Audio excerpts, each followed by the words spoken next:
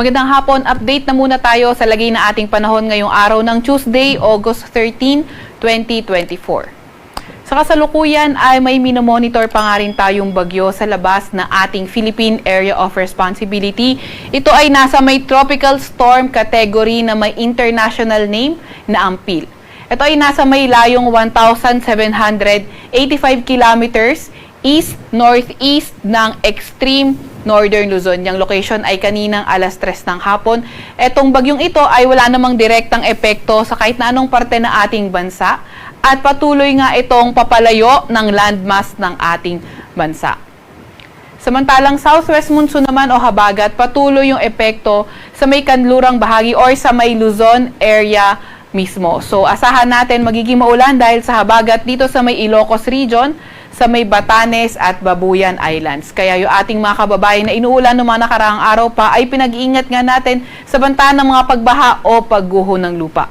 Para naman sa lagay ng panahon sa Metro Manila at sa nalalabing bahagi ng ating bansa, asahan natin partly cloudy to cloudy skies pa rin. May mga tsansa tayo ng mga localized thunderstorms. So yung ating mga kasamahan sa Regional Services Division patuloy pa rin maglalabas sa mga thunderstorm advisory, rainfall advisory o hindi kaya heavy rainfall warning kung kinakailangan.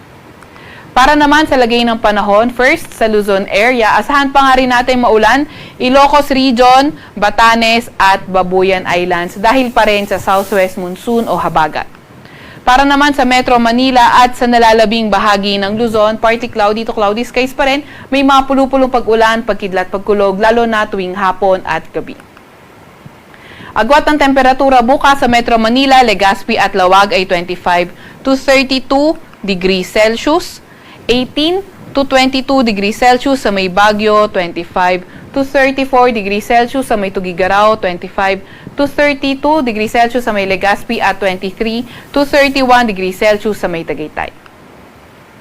Agwat naman ng temperatura bukas sa Puerto Princesa ay 24 to 33 degrees Celsius at 25 to 33 degrees Celsius sa may Kalayaan Islands.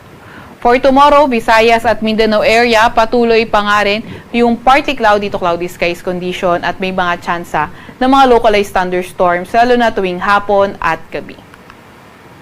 Agwat naman ng temperatura sa may Iloilo ay 25 to 32 degrees Celsius, 26 to 33 degrees Celsius sa may Cebu at 26 to 32 degrees Celsius sa may Tacloban.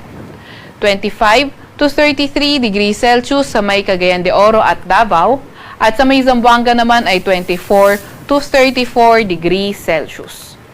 Wala pa rin tayong nakataas na gale warning sa kahit na anong baybay ng ating bansa. Para naman sa mga pangunahing syudad, sa lagay ng panahon, for 3 days asahan nga natin simula sa may Luzon, Metro Manila, Baguio at Legazpi. Thursday, Friday at Saturday, asahan natin yung partly cloudy to cloudy skies. May mga tsansa na mga localized thunderstorms. So yung mga area na lalo na dito sa may western section ng Northern Luzon, pati na rin Batanes at Babuyan Islands, asahan naman natin may mga tsansa ng mga localized or mas mataas yung tsansa ng mga paulan dahil sa southwest monsoon.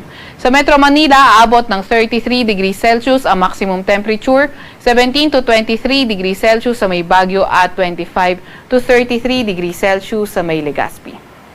Dito naman sa may Visayas area at pangunahing syudad niya, wala naman tayong nakikitang weather system na posibleng magdala ng mga pangmalawakang pag-ulan, kaya asahan nga natin partly cloudy to cloudy skies condition pa rin tayo with chances of localized thunderstorms. Sa Metro Cebu, pinakamataas sa temperatura ay 33 degrees Celsius. Sa may Iloilo naman, 33 degrees Celsius at sa may Tacloban ay 32 degrees Celsius. Sa may Mindanao area, asahan naman natin na patuloy pa rin, wala rin tayo nakikitang weather system na pwede magdala ng pangmatagalang pag-ulan or magdamagan rin na pag-ulan. Kaya mga tsansa lang ng mga localized thunderstorms yung ating asahan.